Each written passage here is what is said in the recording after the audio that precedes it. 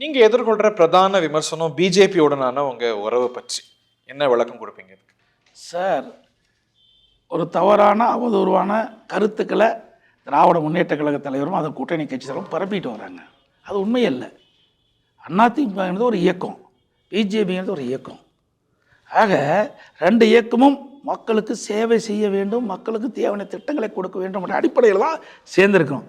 மத்தியில் ஒரு நிலையான ஆட்சி, ஒரு வலிமையான ஆட்சி, தமிழகத்தில் வளமான ஆட்சி கொடுக்க வேணும். அதுதான் எங்களுடைய கான்செப்ட்.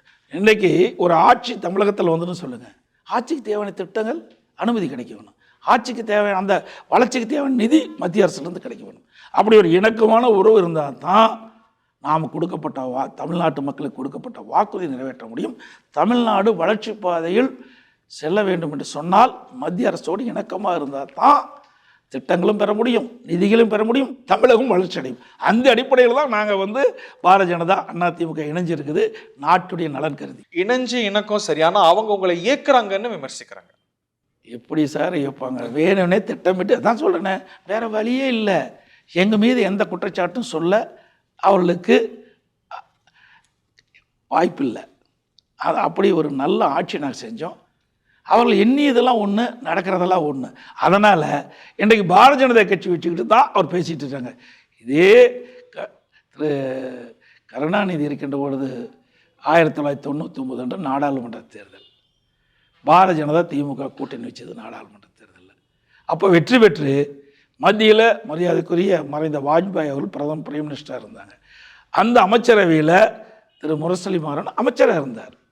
அதுக்கு பிறகு 2001 சட்டமன்ற பொதுத் தேர்தல், அந்த தேர்தலில் திமுக பாஜக கூட்டணி அமைச்சு தான் போட்டியிட்டது. ஆக அவர்கள் கூட்டணி வச்சா சரி. அன்றைக்கும் பாரதிய ஜனதாவுக்கு இதே கொள்கை தான், இன்றைக்கும் பாரதிய ஜனதா முடியலைங்கிறாங்க. யூனிஃபார்ம் சிவில் கோடு 370, காஷ்மீர் சிறப்பு அந்தஸ்து, அதெல்லாம் செயல்படுத்தக்கூடாதுன்னு நாங்கள் கண்டிஷன் போட்டிருந்தோம், ஏற்றிருந்தாங்க, செயல் அது எங்கே வச்சுங்கிறாங்க. அது அவருடைய கருத்து. நாங்கள் தமிழ்நாட்டை பற்றி தான் நாங்கள் நோக்கி பேசிக்கிட்டு இருக்கிறோம். எங்களுடைய அரசு தமிழ்நாட்டை நோக்கி தான் போயிட்டுருக்குது.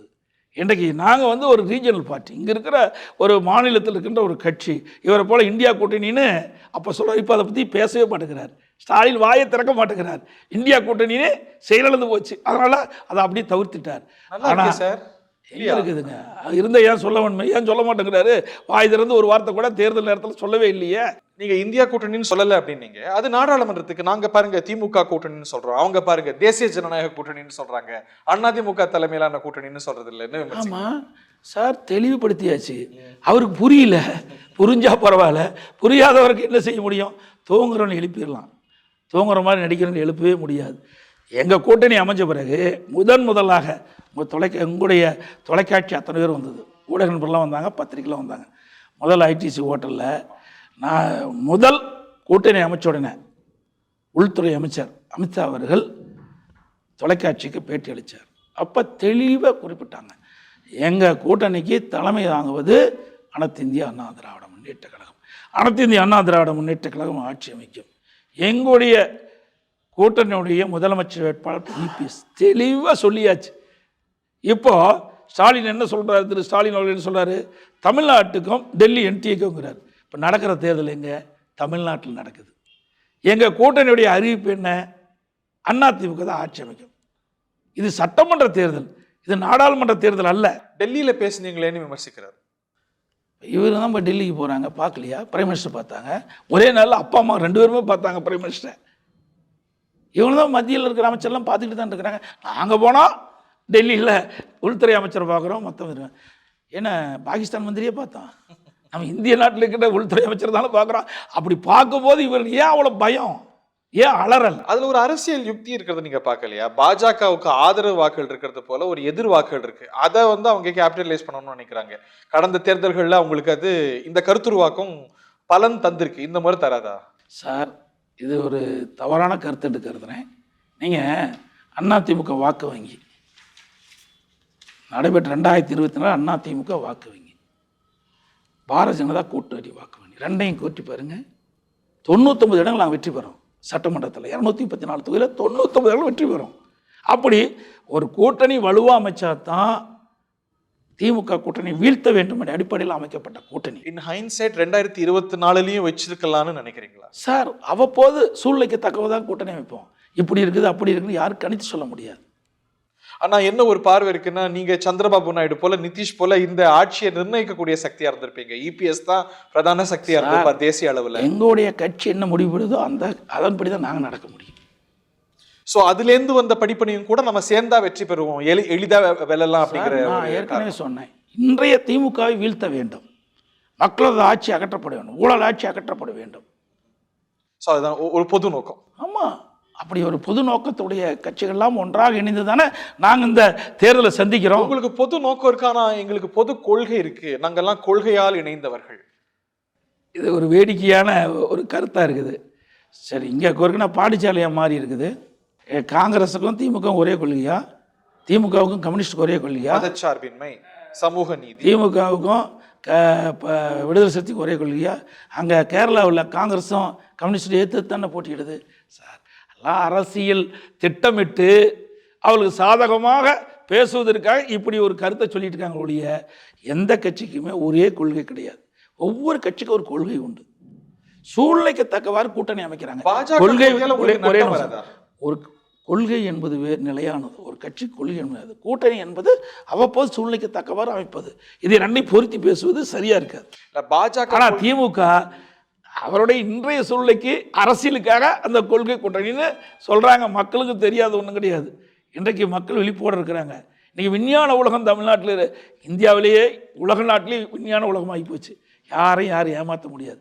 பேச பேச லைவில் இன்றைக்கு மக்கள் கேட்கின்ற அளவுக்கு இன்றைக்கு விஞ்ஞான வளர்ச்சி அதிகமாக இருக்குது.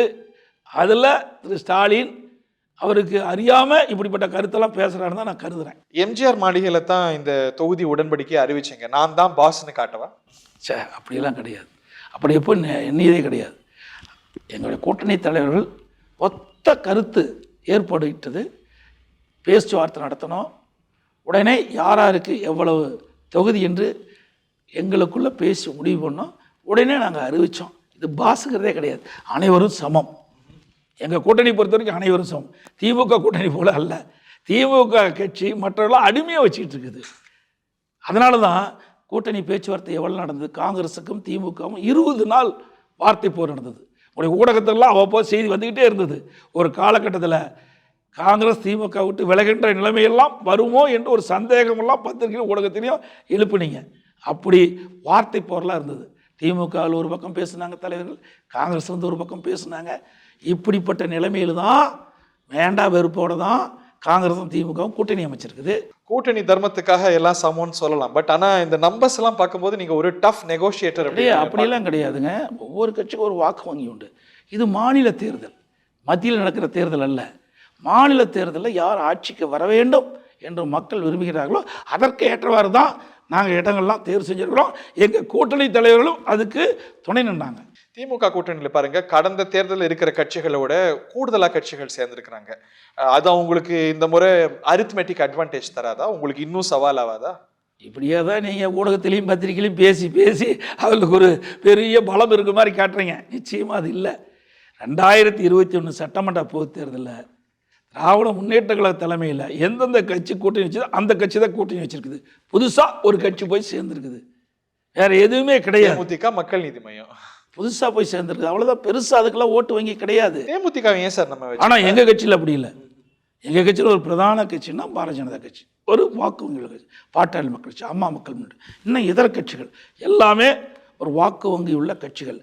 கூட்டணி எண்ணிக்கை குறைவாக இருக்கலாம், ஆனால் பலம் எங்கள் கூட்டணியில் இருக்கிறவர்களுக்கு மக்கள் சக்தி அதிகம், வாக்கு வங்கி உள்ள சக்தி உள்ள கட்சிகள்லாம் ஒன்றாக இணைஞ்சிருக்கிறோம். திமுக கூட்டணி பலத்தை சமாளிக்க இது போதும், அதோட அதிகமாக இருக்குது பலம்.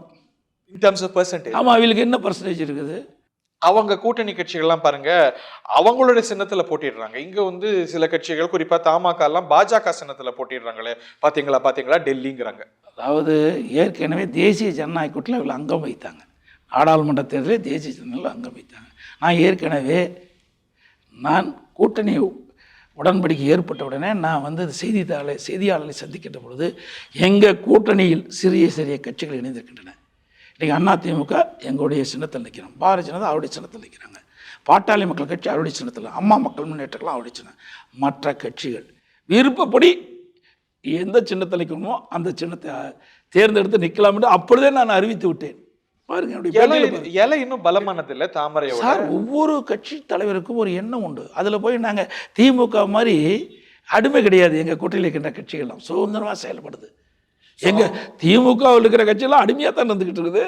அதனால தானே போன தடவை 2021 பெற்ற இடங்களை விட குறைவான இடம் பெற்றிருக்காங்க. ஏன் தேமுதிக நம்ம தக்க வச்சிருக்க முடியுமா? அவங்க இடம்பெறதுக்கான காரணம் என்ன? அவங்க டிமாண்ட்ஸ் நம்ம meet சார், பண்ண முடியலையா? அந்த கட்சி தலைவருடைய விருப்பப்படி தான் கூட்டணி அமைக்க முடியும். ஒவ்வொரு கட்சி தலைவருடைய விருப்பப்படி தான் கூட்டணி அமைக்கப்படும். ரொம்ப நிறைய கேட்டாங்களோ? அப்படிலாம் கிடையாது. அப்படியே கூட்டணி கட்சி தலைவர்கள் என்ன விருப்பமோ அதுபடி தான் நடந்திருக்கிறாங்க. இந்த கூட்டணிகள்ல அதிருப்தி அங்கேயும் பார்க்க முடியுது. இங்கேயும் கூட சில இணையவாசிகள் அவருக்கு சீட் வந்திருக்கலாமே, இந்த தொகுதி எங்களுக்கு வந்திருக்கலாமேன்னு உங்க கூட்டணியிலையும் பார்க்க முடியுதுல்ல? சார், அதிமுக கூட்டணியை பொறுத்த வரைக்கும் ஒரு சுமூகமான பேச்சுவார்த்தை முடித்து நாங்கள் எங்களுடைய வேட்பாளராக அறிவிச்சிருக்கிறோம். ஆனால் திமுக கூட்டணியில் அப்படி அல்ல. கடந்த தேர்தலை விட குறைவாகத்தான் அந்த கூட்டணியில் அங்கம் வகிக்கின்ற கட்சிக்கு ஒதுக்கி இருக்கிறாங்க. திராவிட முன்னேற்ற கழக தலைமையிலே அமைக்கப்பட்ட கூட்டணியில் மறுமலர்ச்சி திராவிட முன்னேற்ற கழகம் பேச்சுவார்த்தை நடைபெற்றது. அந்த பேச்சுவார்த்தை முடிவில் 4 இடங்கள் மறுமலர்ச்சி திராவிட முன்னேற்ற கழகம் போட்டியிடலாம் என்றும், அதில் 3 இடத்தில் திராவிட முன்னேற்ற கழக சின்னமான உதயசூரியன் சின்னத்தில் போட்டியிடலாம் என்றும், ஒரு சின்னத்தில் அவர் விருப்பப்பட்ட இடத்தில் போட்டியிடலாம் என்றும் முடிவு செய்யப்பட்டு கூட்டணி பேச்சுவார்த்தை முடித்து வெளியிலே வருகின்ற பொழுது அவருடைய நிர்வாகி அழுது கொண்டே சிரிக்கின்றேன் என்ற கருத்தை சொன்னார். அந்த அளவுக்கு வேதனையோடு கூட்டணி பேச்சுவார்த்தை முடிவு பெற்றிருக்கிறது. பிறகு தற்போது அந்த ஒரு இடத்தில் அவருடைய விருப்பப்படி சின்னத்தில் போட்டியிடலாம் என்று ஒப்பந்தம் போட்டார்கள். ஆனால் இப்பொழுது மீண்டும் அவள் கொடுத்த 4 இடத்திலும் திராவிட முன்னேற்ற கழக சின்னமான உதயசூரியன் சின்னத்தில் தான் போட்டியிட வேண்டும் என்று அழுத்தம் கொடுத்திருக்கின்றார்கள். இதுதான் திமுகவுடைய நிலைப்பாடு. அதோட நடந்து முடிந்த நாடாளுமன்ற தேர்தலில் மறுமலர்ச்சி திராவிட முன்னேற்ற கழகம் திமுக கூட்டணியில் அங்கம் வச்சது. அப்பொழுது துரை வைகோ அவர்களுக்கு திருச்சி நாடாளுமன்ற தொகுதி ஒதுக்கீடு செய்திருந்தார்கள் திராவிட முன்னேற்ற கூட்டணியிலே. திராவிட முன்னேற்ற கழக சின்னமான உதயசூரியன் சின்னத்தில் தான் போட்டியிட வேண்டும் நிர்பந்தம் செய்தார்கள். அப்பொழுது அங்கே ஒரு ஆலோசனை கூட்டம் நடைபெற்றது. தேர்தல் ஆலோசனை கூட்டம் நடைபெற்றது. அந்த ஆலோசனை கூட்டத்தில் துரை வைகோ அழுது கொண்டே பேசினார். நான் செத்தாலும் நான் சொந்த சின்னத்தில் தான் நிற்பேன் என்று சொல்லி அவர் வாதாடி தனக்கு விருப்பப்படி சின்னத்தில் தான் போட்டியிட்டார். அப்படிப்பட்ட நிலைமைதான் இன்றைக்கு மறுமலர்ச்சி திராவிட முன்னேற்றத்தில் ஏற்பட்டிருக்கின்றது. அது எதிரொலிக்கும் நினைக்கிறீங்களா? நிச்சயமா எதிரொலிக்கும். அவங்கள கடந்து போயிடாது. அதெல்லாம் அவருடைய கூட்டணி யாருமே ஹாப்பியா அவருடைய இடத்த பெறலையே. இங்க எல்லாரும் ஹாப்பி அண்ணாச்சியோ. ஆமாம், இன்னைக்கு திருமாவளவு மரியாதைக்குரிய விடுதலை சிறுத்தை கட்சியுடைய தலைவர் சொன்னார், இன்னைக்கு பேச்சுவார்த்தை என்று அதிக நாட்கள் நடந்துட்டுது, அதனால் நாங்கள் வேகமாக வேட்பாளர் அறிவிக்க வேண்டிய சூழ்நிலைக்கு தள்ளப்பட்டோம் அப்படின்னு ஒரு கருத்து சொல்லியிருக்காரு. அது மனவேதையில தான் அந்த கருத்து வெளியில் வருது. வீட்டுக்கு வீடு வாசப்படியில் நம்ம அணியில கூட இணையத்தில் அங்கங்கே பார்க்க முடியுது. அந்த சீட்டு நமக்கு வந்திருக்கலாம், இந்த சீட்டு நமக்கு வந்திருக்கலாம். எங்கள் கூட்டணி தொடர்ந்து அமைக்கல. இப்பொழுது நாங்கள் ஒரு கூட்டணி அமைச்சிருக்கிறோம். ஆனால் திமுக அப்படி இல்லை. எப்பொழுது பார்த்தாலும் ஸ்டாலின் அவர்கள் குறிப்பிடுகிறார், எங்கள் கூட்டணி 10 ஆண்டு காலம் தொடர்ந்து வலிமையாக இருக்குதுன்னு. அப்படி வலிமையாக இருக்கின்ற கட்சிக்கு குறைந்த இடங்களை தான் கொடுத்துருக்குறாங்க. கடந்து போயிடாத எலெக்ஷனில் எதிரொலிக்கும். அது ஒரு கட்சியினுடைய தலைவர் தேவையான இடங்களை பெற்றால் தான் அந்த கட்சியுடைய நிர்வாகி தொண்டர்களுக்கு மதிப்பு கிடைக்கும். ஆனால் கடந்த தேர்தலை விட குறைவான இடங்களை பெறுகின்ற பொழுது அந்த கட்சியுடைய நிர்வாகி தொண்டரிடத்திலே ஒரு மன உளைச்சல் ஏற்படும். ஆக அவருடைய வெற்றி பாதிக்கும். நம்ம அலையன்ஸ்ல எல்லாரும் ஹாப்பியா இருக்கிறாங்களா? நிச்சயமா எல்லாருக்கும் நிறைவு இருக்கா? நிறைவோடு தான் நாங்கள் பேச்சுவார்த்தை முடிச்சிருக்கிறோம். தேசிய கட்சிகள் பாருங்க லிஸ்ட்டை வெளியிடறதுக்கு ரொம்ப தாமதப்படுத்துறாங்க. நீ அவர்களுக்கு தான் கேள்வி கேட்கணும். அந்த கேள்வியை தேசிய கட்சிகள் 2 நம்ம பார்க்கின்றோம். வாக்கு பிரியாதுன்னு நினைக்கிறீங்களா? சிலர் புதுசா களம் இறங்கி இருக்கிறாங்க, ராம்தாஸ் எல்லாம் இருக்கிறார், அதெல்லாம் வாக்கு நமக்கு பிரியாதுன்னு நினைக்கிறீங்களா? வாக்கு வங்கி அப்படியே இருக்குமா? தற்போது இருக்கின்ற சூழ்நிலை தமிழகத்திலே ஊழல் ஆட்சி அகற்றப்பட வேண்டும், மக்கள் விரோத ஆட்சி அகற்றப்பட வேண்டும், மக்கள் முடிவு செய்து விட்டார்கள். ஆல்டர்னேட்டிவா அதிமுக தான் இருக்குது. அதிமுக தான் அந்த வாக்குல பெற முடியும். ஆப்வியஸ் ஆல்டர்னேட்டிவ் நீங்க தான் நினைக்கிறீங்க? நிச்சயமா. இந்த முறை மாறி சதவீதமா வாக்கா புதிய கொஞ்சம் கொஞ்சம் அந்தந்த கட்சிக்கு போகும், இல்லைன்னு நம்ம சொல்ல முடியாது. ஆனா பெரும்பான்மையான வாக்குகள் எங்கள் தரப்பு தான் கிடைக்கும், எங்க கூட்டணிக்கு தான் கிடைக்கும்.